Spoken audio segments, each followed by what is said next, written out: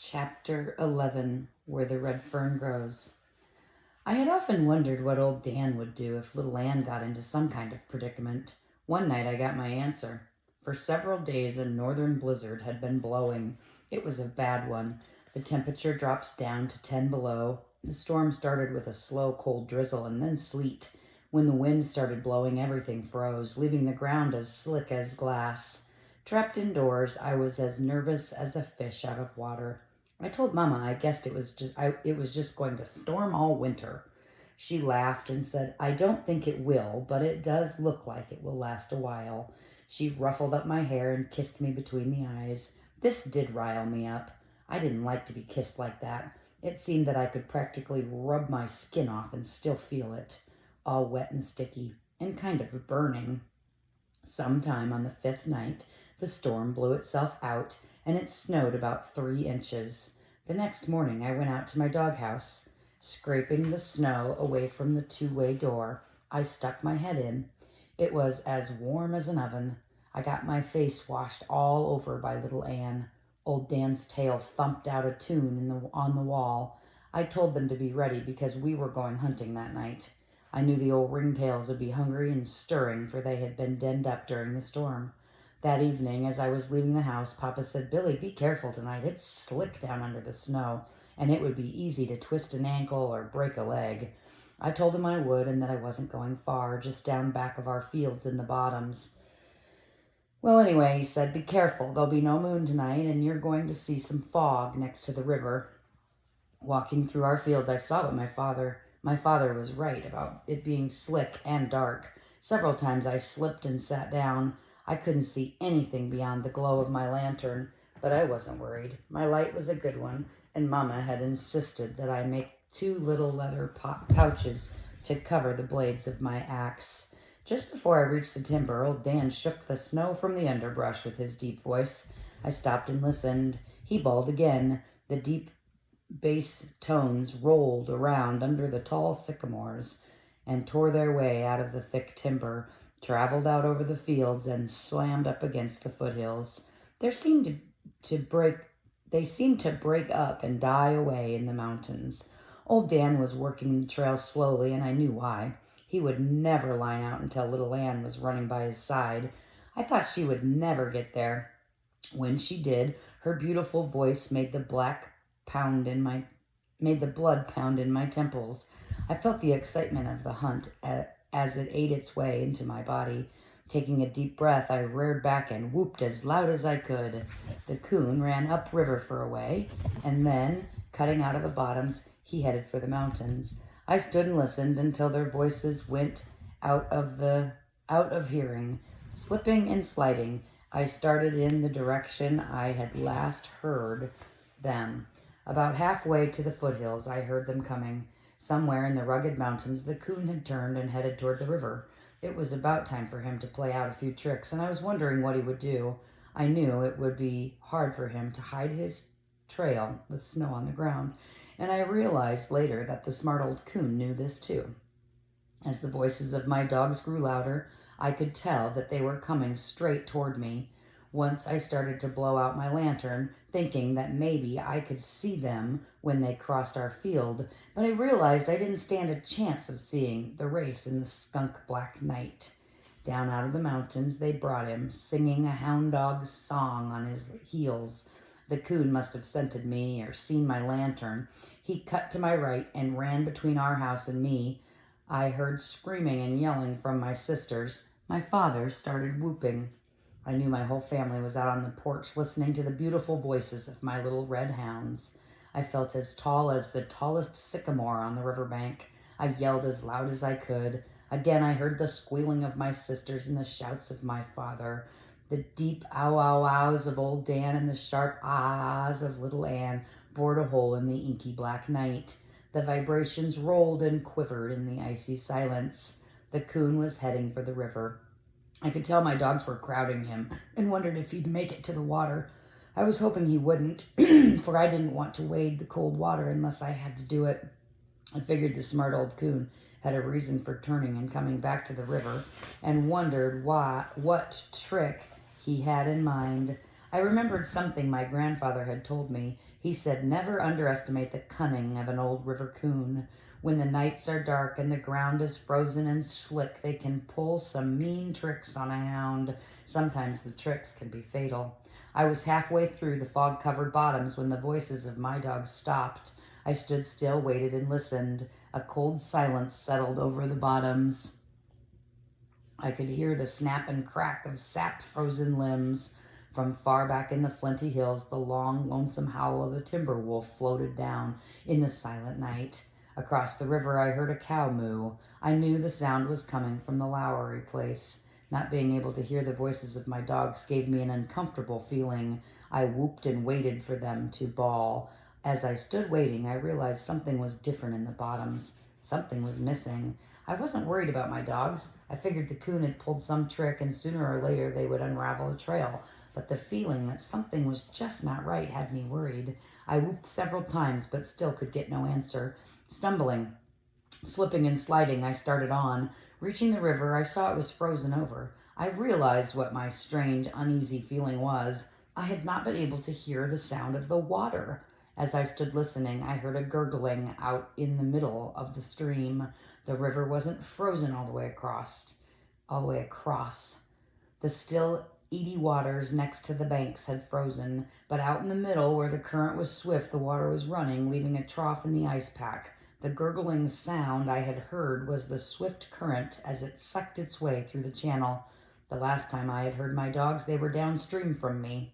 I walked on, listening. I hadn't gone far when I heard old Dan.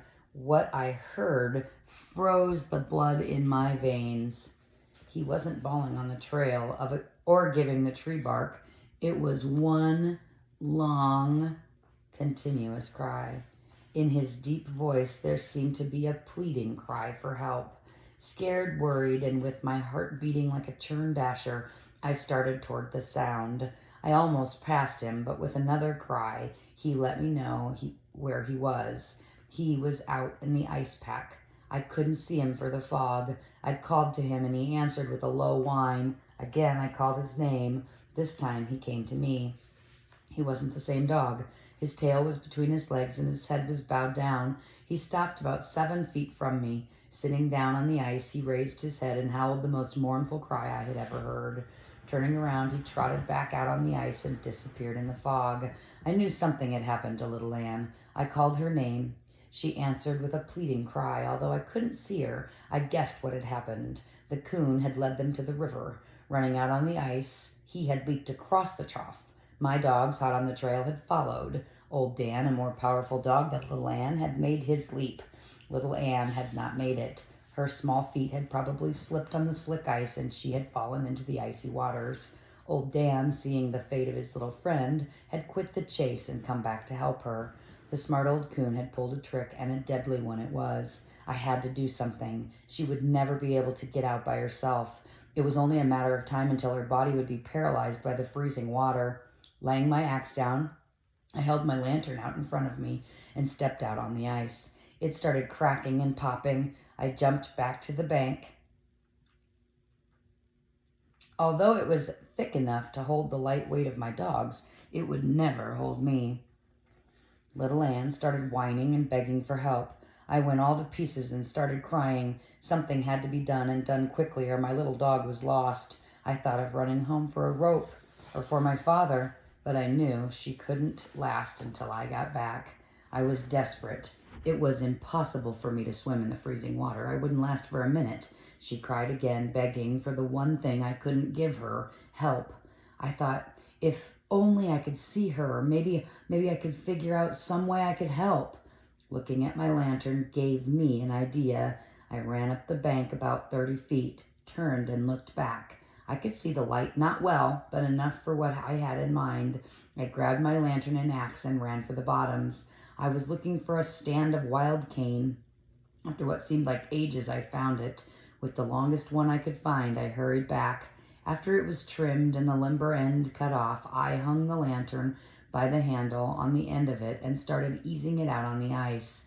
I saw old Dan first. He was sitting close to the edge of the trough looking down. Then I saw her. I groaned at her plight. All I could see was her head and her small front paws. Her claws were spread out and digging into the ice. She knew if she ever lost that hold, she was gone. Old Dan raised his head and howled. Hound though he was, he knew it was the end of the trail for his little pal. I wanted to get my light as close to little Ann as I could, but my pole was a good 8 feet short. Setting the lantern down, I eased the pole from under the handle.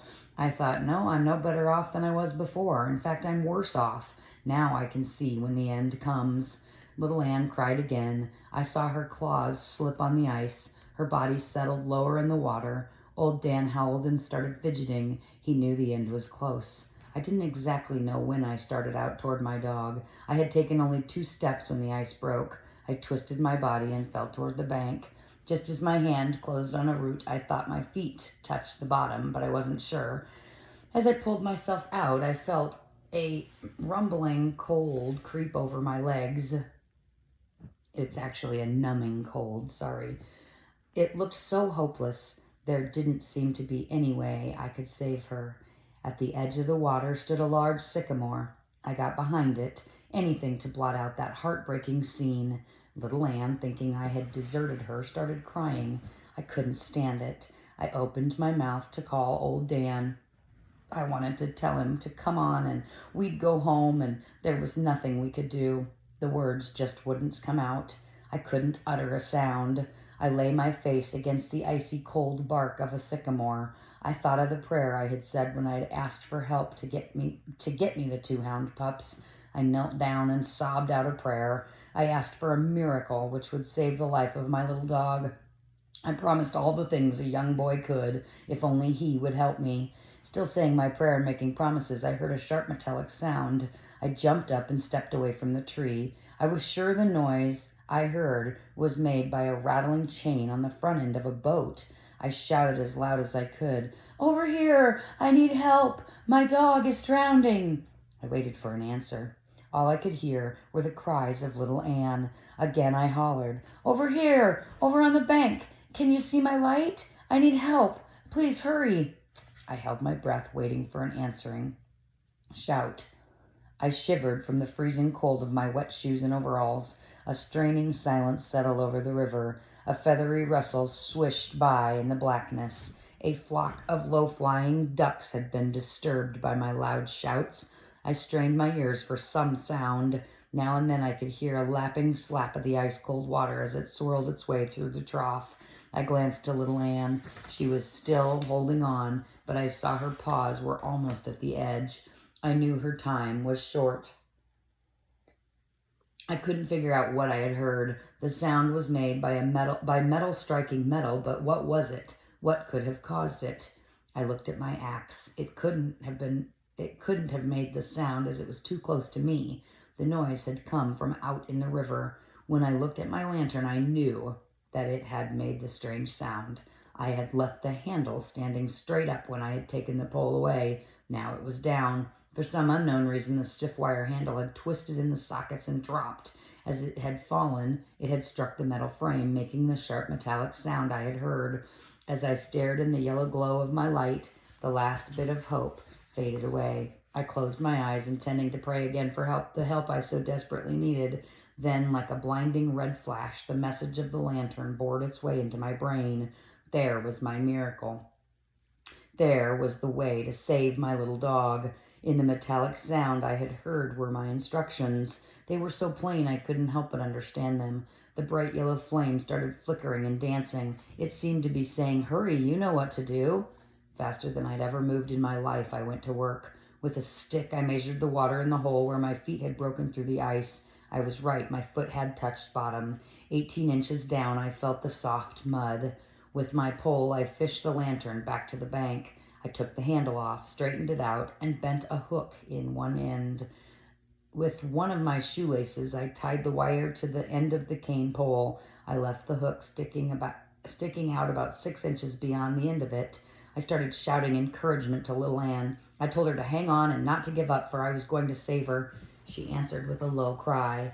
With the hook stuck in one of the ventilating holes in the top of my light, I lifted it back out on the ice and set it down. After a little wiggling and pushing, I worked the hook loose and laid the pole down. I took off my clothes, picked up my axe, and stepped down into the hole in the icy water. It came to my knees. Step by step, breaking the ice with my axe, I waded out. The water came up to my hips and then to my waist. The cold bite of it took my breath away. I felt my body grow numb. I couldn't feel my feet at all, but I knew they were moving. When the water reached my armpits, I stopped and worked my pole toward little Anne. Stretching my arms out as far as I could, I saw I was still a foot short. Closing my eyes and gritting my teeth, I moved on. The water reached my chin. It was close enough. I started hooking at the collar of little Anne. Time after time, I felt the hook almost catch. I saw I was fishing on the wrong angle. She had settled so low in the water I couldn't reach her collar. Raising my arms above my head so the pole would be on a slant, I kept hooking and praying. The seconds ticked by. I strained for one more inch. The muscles in my arms grew numb from the weight of the pole. Little Anne's claws slipped again. I thought she was gone. At the very edge of the ice, she caught again. All I could see now were her small red paws and her nose and eyes. By old Dan's actions, I could tell he understood and wanted to help. He ran over close to my pole and started digging at the ice. I whopped him with the cane. That was the only time in my life I ever hit my dog. I had to get him out of the way so I could see what I was doing. Just then I thought my task was impossible. I felt the hook slide under the tough leather. It was none too soon. As gently as I could, I dragged her over the rim of the ice. At first I thought she was dead. She didn't move. Old Dan started whining and licking her face and ears. She moved her head. I started talking to her. She made an effort to stand but couldn't. Her muscles were paralyzed and the blood had long since ceased to flow. At the movement of little Anne, old Dan threw a fit. He started barking and jumping. His long red tail fanned the air. Still holding onto my pole, I tried to take a step backward. My feet wouldn't move. A cold, gripping fear came over me. I thought my legs were frozen. I made another effort to lift my leg. It moved. I realized that my feet were stuck in the soft, muddy bottom. I started backing out, dragging the body of my little dog. I couldn't feel the pole in my hands. When my feet touched the icy bank, I couldn't feel that either. All the feeling in my body was gone. I wrapped little Anne in my coat and hurried into my clothes. With the pole, I fished my light back. Close by was a large drift. I climbed up on top of it, dug a hole down through the ice and snow until I reached the dry limbs. Through the ice and snow until I reached it. I poured half of the oil in my lantern down into the hole and dropped in a match. In no time, I had a roaring fire. I laid little Anne close to the warm heat and went to work. Old Dan washed her head with his warm tongue while I massaged and rubbed her body. I could tell by her cries when the blood started circulating. Little by little, her strength came back. I stood her on her feet and started walking her. She was weak and wobbly, but I knew she would live. I felt much better and breathed a sigh of relief. After drying myself out the best I could, I took the lantern handle from the pole, bent it back to its original position, and put it back on the lantern. Holding the light out in front of me, I looked at it. The bright metal gleamed in the firelight glow. I started talking to it. I said, "Thanks, old lantern, more than you'll ever know. I'll always take care of you. Your globe will always be clean, and there'll never be any rust or dirt on your frame." I knew if it had not been for the miracle of the lantern, my little dog would have met her death on that night. Her grave would have been the cold, icy waters of the Illinois River. Out on the river, I could hear the cold water gurgling in the icy trough. It seemed to be angry. It hissed and growled, and as it tore its way through the channel, I shuddered to think of what could have happened. Before I left for home, I walked back to the sycamore tree.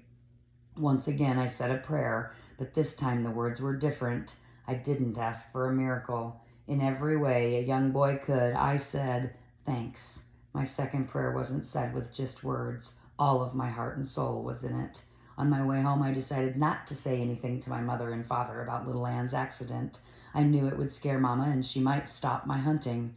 Reaching our house, I didn't hang the lantern in its usual place. I took it to my room and set it in the corner with the handle standing up. The next morning, I started sneezing and came down with a terrible cold. I told Mama I had gotten my feet wet. She scolded me a little and started doctoring me. For For 3 days and nights I stayed home. All this time I kept checking the handle of the lantern. My sisters shook the house from the roof to the floor with their playing and romping, but the handle never did fall.